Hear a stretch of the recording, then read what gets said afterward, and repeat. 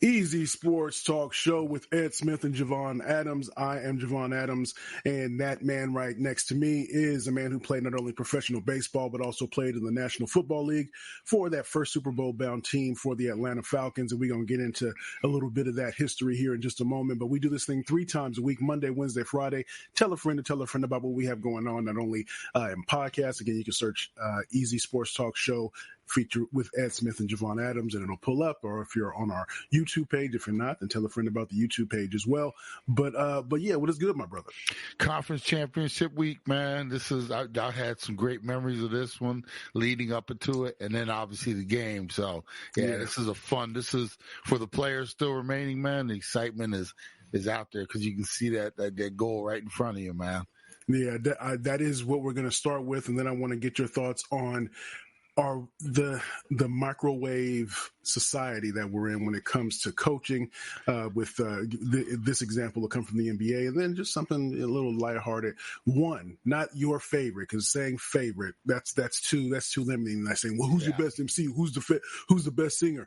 No, one of your favorites, one of your favorite rap albums, and why. So let's get to it. So you have experienced conference championship week when you were, of course, with the Atlanta Falcons. You came off of the victory against what led to the San Fran. All right. So is that when you faced your brother? Yeah. They Green Bay and Brett Favre had gone over to play them in the wild card, and then they got by them and came out to us. That was the year they had San Fran had Jerry Rice, Steve Young, Terrell Owens before he became T.O. My brother was there, Garrison Hurst. They were stacked. They were ready. They came over, expecting to whip our tails and move on. So. Okay. So now you are victorious. It's a wonderful season that you're having. Now you're leading up. Now you're going to be facing the Minnesota Vikings, right? Yes. Minnesota Vikings are a juggernaut. Everybody's thinking, they go into the Super Bowl. It's no doubt. They had everything that you need. So what was your thought process going into that conference championship week? And what was the preparation like? Well, they, facing a 15-1 Vikings team, and we were just surprisingly 14-2. How do you go 14-2? You're still the 2 seed, that type of thing. But, everybody, they were stacked. Randy Moss, Randall Cunningham. You run down, Robert Smith, running back. And they were just, they blew the league up that year, setting records all over the place. And here these lowly Falcons getting ready to go up there. We were 11-point dogs going up. And I remember the week of prep, we started early in the week because we knew going into the dome up there, we weren't going to be able to hear anything. And Coach Reeves was like, every day we're going to practice. They pulled these speakers out, bro, the size of, they looked like a joke. These speakers were so big, and they put like 3 or 4 of them on each side of the field. So every time we took snaps, they played just like loud music or rocket sounds and stuff like that. So, to get us ready for the noise. And we went with a total non-verbal snap count. Everything was on rhythm by our center. He did, down, his head down, up. Then it was like 1 snap. When we went on 2, we went down, back up, look where left, right, down, back up, snap, that time. So we worked on that all week in preparation for going up there. I was at a disadvantage because I was the move tight end that week. So I was off the ball probably, and however many snaps I had, I probably was off the ball 50% of my snaps. So it was, crazy. So I can't see the ball. So I'm going on movement of either the tackle's hip or tight end if I was on off the ball. So it was crazy. But, but week of prep was, you got into your book, at least I got into my book, and, you start like just prepping and, down to every detail, because I didn't want to be the one to get up there and do something stupid, crazy. Yeah. So practice. Home, that was a week where I didn't take calls from anybody. Wasn't talking to anybody, wasn't going out. And I knew normally during the season I didn't go out a lot anyway, but I didn't even have people over, like, company. I was like, sorry, ladies, this is a business week. And I was all focused. So then we get up to Minnesota. We actually went up a day early. My best friend, Calvin, and he was our offensive guard, starting offensive guard. He and I, we got up a day early, which was, we went up Friday. So we land, we had meetings that night. Saturday, we had quick meetings in the morning, walk through, then we had some time. Calvin and I go over to the Mall of America. Never seen it before, so we thought, let's go to the Mall of America. We get over there not realizing this thing is as big as a city.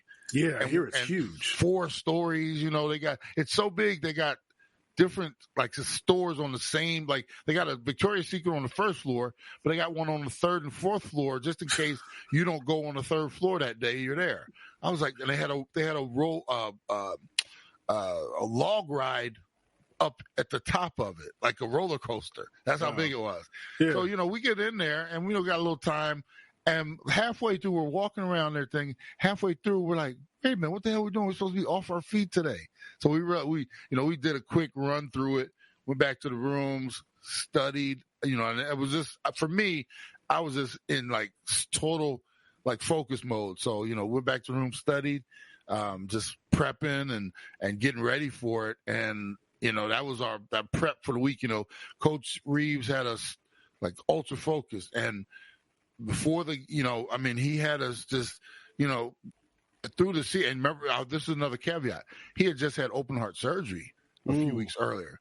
When in New Orleans, when we clinched 3 weeks earlier, he missed the Miami game, week 16 or whatever it was, 17. So he still wasn't even in good health, but we were all like, man, we're going to do this. We're going to do it for coach. We're going to do it for ourselves. But we were just really focused on the task at hand going up there. So, that was a week for prep going up.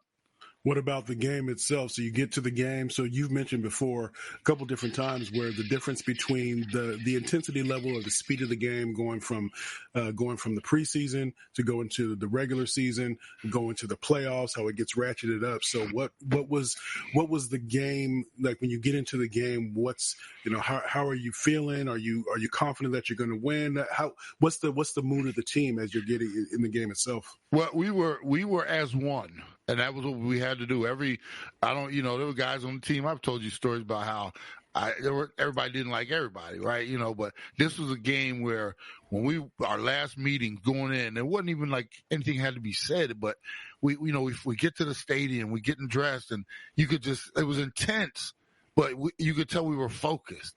And I remember getting out on the field, and then you start realizing, man, if we win this game, we're going to the Super Bowl. It's not if we have a great season and get to the playoffs. And then, no, this game is the one. And it was in Miami. You're thinking, you try not to look too far ahead, but you're like, damn, we win this. My brother was in town because we had beaten them the final the week before. So he had flown in. There was a pack of about 100 of our fans, and they had them up in the very top corner of the stadium, in the direction that we were kicking the field goal, up to the right. And then you could just a little batch of 100 people out of, I think there was at the dome held 75 or whatever it was. This thing was so loud, Jay. I remember standing on the field, and I knew we were going silent count. So I was trying to come up with ways. How do you drown this noise out? Because they had that big Viking horn. It was, the closer we were getting to game time, they were getting ramped. At one point, Jay, I was like, well, let me see. I took some tape. I put it on both my ear flaps. The sound, and they went to a pitch, right? The sound was going up into my helmet, and it was vibrating so bad. I was like, what? I mean, it was worse than you can imagine. It was like somebody stood next to you and did one of those blowhorns, right? So I was like, that's not going to work. I don't want my ears ringing all day. So I took the tape off, and I was like, well, let's just go, So then, we get into the game, bro, and it was, once you get no matter how intense something is or how big the stakes are, once you start playing, then it becomes a game again. Now it's like, okay, we're done with all the hype. We're done with all the, this is what's at stake. But we got out there, and then it was hitting. The first time I was on the field, go against Randall, John Randall, Hall of Famer. Ooh, he's there, man. He's out there, bruh. This dude's got all the fake paint on his face and everything. Yeah. And he's out there, hitting his head and I'm across from him. I'm looking. I'm like, and but it wakes you up. So now it's game time. Once we got into the game, it was like we hit them, they hit us, and it was one of those things where they expected us to take the first hit, go down, and they were just going to roll us because they rolled everybody all through the year. Mm-hmm. And at certain points in the game, it was a back and forth. But by the time we got to the third quarter and we were still hanging around, and we took some of their stuff away. Like Randy Moss was good for go deep, Randy. We're going to throw it up. And we had a plan. We had to do, coverage over the top sometime. We battled him man-to-man sometime, but, you didn't want to get into too much of that. But it's one of those things where their stuff wasn't working like it always did for them. And you could look over and they were kind of like, well, wait a minute, they're supposed to just let us win this one. And, they're supposed to lay down. And we were out there fighting, bro. And I remember, I'll tell you, I'll set up after this. I caught a pass in the game. We're down there on about the 7 or 8 yard line going in. And we ran a bootleg to my side. And it was a funky look. It wasn't a good look for it, but we ran it anyway. Tight end, the defensive end and I, we locked. He went outside when I was trying to throw him inside and then go out. But Chris saw me because he went around. Chris saw me. Everything was quick. He hit me. But it was only like 3 or 4 yards out into the flat. And the little defensive or back came and hit me, but he hit low and he grabbed my leg. And I'm trying to get away from him because I'm like looking. And it's like I'm 8 yards away from pay dirt, right? But I look up, bro, and I see the brigade coming. And I was like, I ain't going to get there on this one. But I took that, so I'm still struggling about it. All of a sudden, boom, boom, boom, and I get hit, right? And the little defensive end, or defensive back, he gets up, jumps right in my face. And you know how calm I am, right? He's like, yeah, MF, where you going about? I looked at him, and I was like, wait a minute, you little, I was like, you grabbing legs out here. You just barely holding on. And we're face to face. And all of a sudden I hear something over my shoulders. Chris Chandler, quarterback, Ed, get back in the effing huddle. I lost my cool for just a second, right? Right. So I get back in, but I mean, that was just so intense, bro. When I tell you how, like, every hit, every catch, I had a tackle in the game as well. We ran the play. OJ was up the field. He fumbled, and it was right out in space in the secondary. He fumbled, but I was out in my route on the other side. He fumbled it. Defensive back picked it up, was trying to get down the sideline, and I, ran, and I got him right at the sideline, tackle, that type of thing. So I had a couple of my little highlights in that game, but it was so intense, bro. And like I said, then we got to the point where they're ready to kick their field goal to go up by 10. All right, yeah. And I'm down on the sideline. I started walking away from it because I was like, once he hits this, it's over. And I was kind of like, tears were a little welling, but they weren't coming yet. But, I was like, oh, damn, we had a good year, and all of our teammates were up. Everybody's up on the sideline. I'm way down the other end. And their Anderson, boy, he hadn't missed a kick in 2 years. Snap, kick, it's up. That doggone thing started leaning right, bro. Or left, I should say. Every one of us started leaning left with it. Just missed. So now we got a chance to go down and tie. We get the ball, go down there. I was in and out on a couple different snaps on that drive. We ended up scoring a touchdown, tying it up, and then go to overtime. And you talk about it was the first ever overtime playoff game, NFC Championship game. So, we're just it's on, man. They get the ball, they don't score. We get the ball, we don't score. They got it again, they don't score. And we know somebody else going to score because these can't end in a tie, right? Right. We get that ball, we start driving, and a couple things start happening. We hit OJ down the right side for a play. And all of a sudden, we're in field goal range, bro. And it's like, holy cow. We steep inch and inch, and they stop us. We got about a 40-something yarder. And now we're out there on the field. They call timeout to freeze us. I'm the left wing on the field goal unit. Okay. So there's a guy trying to get through my inside gap, and I got to get the screamer off the corner, right? So we all know we're in the huddle. They call timeout, and we're all in there, and we're just like, nobody hold, nobody move. Because obviously it's all on the snap. And bro, you talk about nerves. Get up there to the line. I get in my stance. Ball snap. I get the guy on the inside. I get the screamer on the outside. I spin out. That doggone thing cleared the line of scrimmage. Yeah. Falcons are going to the Super Bowl, bro. Yeah, man. I see you in the moment right now with it, too. That's awesome, man. That, man. It was so cool. That's awesome, it was so man. Cool. That's awesome, man. That's awesome. I like that. So easy sports talk show. So we gonna make you get emotional a couple more times down the road too, because next week this is gonna be, it'll be the week in between. So what you do the week in between, oh of course, want to hear the Super Bowl story as well. So I appreciate that, man. You was right there back in the moment. I like that, man. I like that. Ed Smith. Yeah. Ed Smith. So again, easy sports talk show. He's Ed Smith. I'm Javon Adams. We do this thing 3 times a week. So now we've talked about I mentioned it a couple times because I believe you when you say it. It's the yes we can when we talk about, yes, it doesn't matter. You sign this coach to a contract, he's underperforming. Yes, you can blow that guy out, or yes, you can go for, if you're don't settle for mediocrity, go for something more if you believe you have the talent to be able to do so. And I wanted your thoughts on this because the Milwaukee Bucks, they let go of their previous coach Budenholzer in the offseason. They fired him. And so they bring in a rookie head coach, Adrian Griffin. So he's a rookie head coach, and there's a lot of expectations because you have Giannis in his prime, all those different things. They get the trade to get Damian Lillard in the fold. So now there's all these expectations, but you have a rookie head coach, and they fired him yesterday. And you would think, well, they fired him. Why? Because they were underperforming. What were they, 13-30? No, they were 30-13. Yeah. Now, the speculation is that they fired him because the defense was struggling. But in my opinion, and I want to get your thoughts, in my opinion, that's way too short. If you think about how the Miami Heat, when they put that super team together with LeBron and Dwayne Wade and Chris Bosh, where it was Spoelstra was the head coach, and they were having a little bit of struggles early on, and especially in that first season. And LeBron and Dwayne Wade go to Pat Riley and they say, we want this guy out. And Pat Riley says, nah, y'all got to, nah.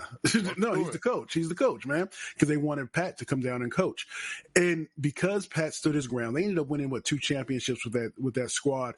But I think it's too much of a knee-jerk reaction. He's 43 games into his first coaching. Now, if you want to go and try to see what we can do how can we switch it up to make them more, to get them to buy in defensively or with some of your schemes and such. But I just wanted your thought on, it seems like there's so much less patience when it comes to coaching, whether it's basketball in this example, or if it's college, or even, in college, I've seen 1 year as well, the college or in pros, whatever the sport. I wanted your thoughts on that. Yeah, I think it's a total panic move. This dude is, like you said, 30-13, bro. However they're winning, they're winning. Yeah. I think it's deeper than. It has to be, right? It has to be. It's got something going on personality-wise that Giannis and everybody was all in on this guy coming in, and just that fast, we're winning and we're 30-13, second in the East, would be first over in the West if we were over there, but we got to get rid of this guy. Yeah. Why not? Hey Jay, why not bring a defensive specialist assistant coach in to help him with the defensive parts of things? Obviously, they're winning somehow. Bring somebody in instead of firing him, in my opinion. Give the man an opportunity to turn it around instead of, like you said, his knee-jerk. You bring somebody in now who's going to have a whole new focus on not just the defensive side of the ball, but and the it's offensive Doc Rivers. Oh, yeah. Yeah, so I know Doc Rivers has won an NBA championship, but I'm not – Doc Rivers is not my go-to coach. I'm sorry, but maybe that's just me. But listen. I don't know if you heard the report. Doc was actually there advising the guy, so that's like having a snake in. I mean, that's the hen house, right, Mr. Fox? Why don't you come on over here and hang out in the hen house? We got a little bed right here for you in the corner. We fluff you something up. I mean, golly, they didn't have to go far. I think y'all should just let him go. I mean, I'm happy to help if you need me. Yeah, he advised him right out of a job. That's just that's cold, bro. Yeah. And we'll see how it goes. My son's a Bucks fan, so he was all up in arms yesterday when he gets in the car. I picked him up from school, and it just happened like 20 minutes prior, and I was like, guess what, bro? And I mean, he had the same reaction, especially when he heard about Doc. Everybody knows Doc's reputation, and if this is like, I don't know why you made the hire in the first place, because there were other candidates out there that didn't get away from him, Nick Nurse and some others that went other places. If it was it's championship or dying. If it, you're 30-13. Get a man a chance. Well, we don't want to waste a year of opportunity. And here's the other thing, Jay. You know, in basketball, defense is all about effort.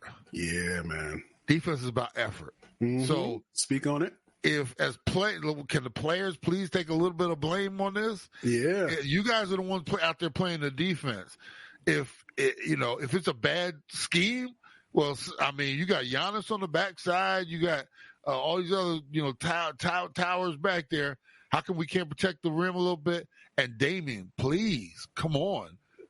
You're making all this money. I know you're there to score, but it's not against the rules for you every now and then to stand in front of somebody and keep them from getting to the rim.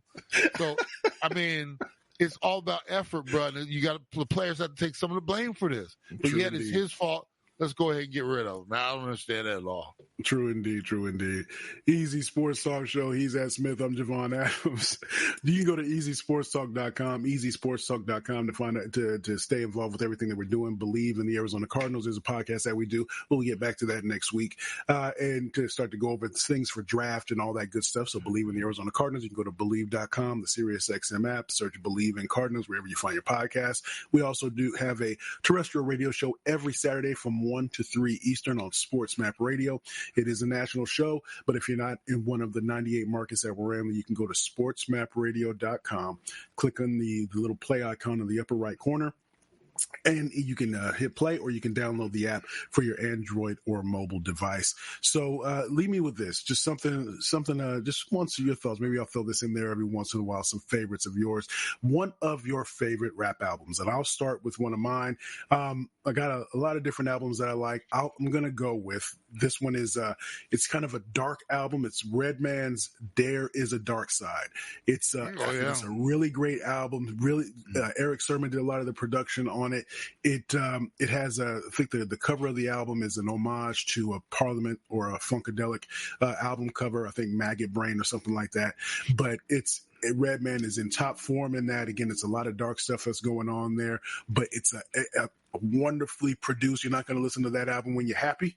When you're trying to get focused. It's not an Onyx album where it's going to make you want to hit somebody, but it is going to get you focused in terms of you nodding your head. It's that real good boom bap sound. So Redman, There Is a Dark Side. What about you? One of my favorites, Midnight Marauders. Okay. Tribe Called Quest, man. The album cover, it's got all the heads on it, different DJs and everybody. And for me, that was one of the ones where you can put the first track on. They got some, some talking in between them, different things. And the beats for me, bro. And here's the crazy part. My brother is a lyrics man. This is why we're so dear.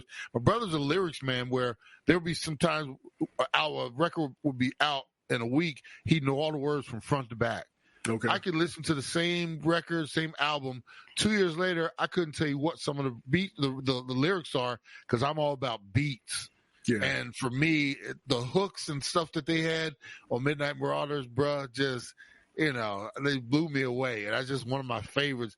And we're going back to the day where it was tapes and CDs. Yes, so you pop one in.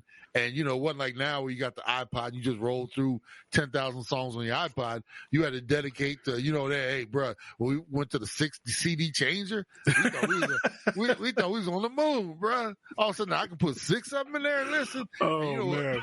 Excuse me, with me, I was doing all that long distance driving when I was playing ball and stuff, so I'm traveling across the country. Yeah. 60. But, boy, you popped that Midnight Marauders in, bro. That was one of those ones you could let go from front to back and not have to skip anything for me. That's true. That's true for sure. Yeah, I feel you there because I love I'm a lyrics guy myself, obviously, as an MC. I'm a lyrics guy myself. Yeah. So he is Ed Smith. I'm Javon Adams. We will see y'all on Friday. And as we always like to say around this time, you can